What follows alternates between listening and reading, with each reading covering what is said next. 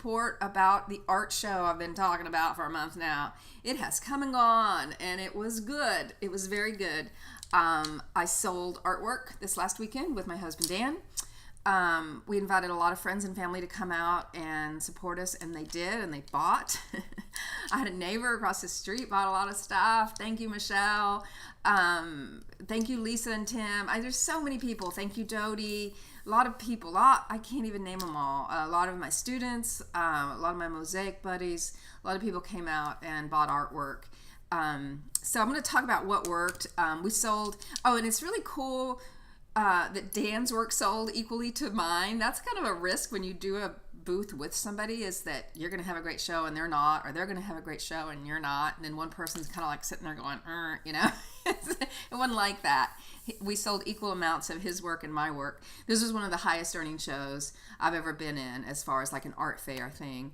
And I think it's largely because I was with Dan, and so we had a mix of work, and both of the work was selling. So we sold a lot of his reproduction animal prints. We sold bees. There was a seal and a tuna fish, and oh my gosh, a moth. Lots of his different subjects sold. I sold mosaics. I sold a lot of holiday ornaments. In fact, I don't have any more. I'm going to have to make some of those for the next sale. I have a sale coming up middle of November at the Bath House, the Art Mart. I've never done that one. Also, North Haven Gardens, the 1st of December.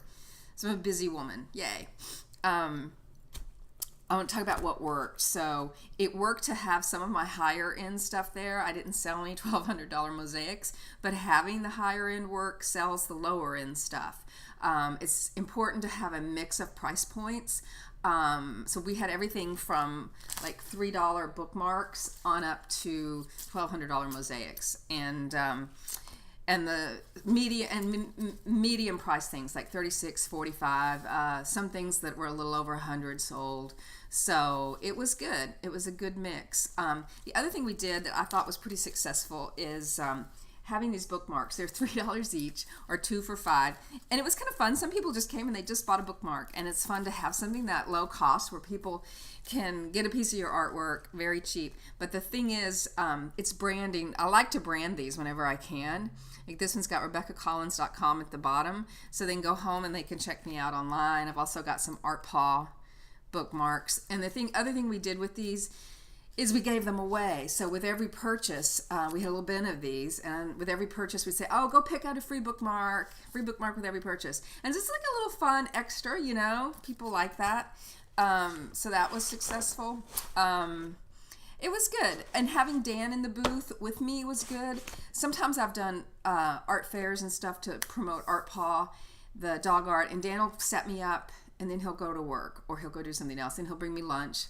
Then he'll leave, and then he'll come back and he'll do breakdown with me. He always helps, but he's not always in the booth with me because he's never sold his work before. So he was there to represent himself, and it was fun because I would walk away from the booth and he would be telling people about my work, and we're both very proud of each other's work, So it was very easy to talk about each other's process and about each other's stuff, and it was just an easy sell. And having him there, I was able to leave the booth and walk around and visit my friends that had booths and meet other artists that I didn't know and network a little bit. So that was really fun. And I wasn't completely just worn out and exhausted at the end of the day. And I think that's largely because I was able to leave the booth and get away from it. I think that made a huge difference because usually after the end of these, I'm just dead.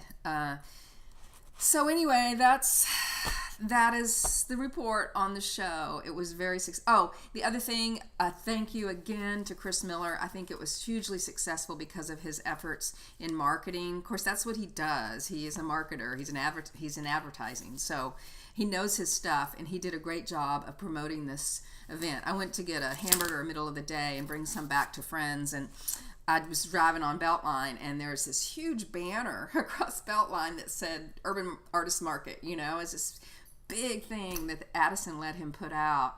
And he had to do, some networking with Addison to get permission to have that banner hung. And he did a lot of big picture work here. This was not a little sale, this was a pretty big thing that he pulled off. And I know it took a lot of work, and I really enjoyed working with him on this, and I really admire what he has put together. A first-time sale is never easy. He had a lot of resistance at first, including me. Oh, I'm wearing my Resist shirt today. No, a lot of resistance, people not wanting to do a first-time sale. And then I finally saw these people signing on, and I'm like, oh, I need to do that too, because these people are so talented. I want to show with them. So, but yeah, he had an amazing mix of people for a first-time sale. Lots of talent, a lot of seasoned artists, people who've been doing work for a while and they know their stuff. So anyway, that's my report on the Urban Artist Market. It was fabulous. So if you're an artist, put it on your calendar for next year and try to be lucky enough to get in the door, because I think people are going to be thronging. Thronging? That's not the right word. Anyway, they're going to be trying hard to get in this show next year because it was fabulous. What else? Oh, I'm going to clean the studio today because it looks like a war zone back there. Here, just look at that table. Isn't that disgusting? I mean, there's just mountains and piles of stuff. So that's what happened when we were getting ready. It's just like, you got two people just making a holy mess. So I'm going to clean the studio today. I am still going to upload that video that I finally did the video for the speed draw with Kathy Weller. I just need to edit it. So that's going to happen later too.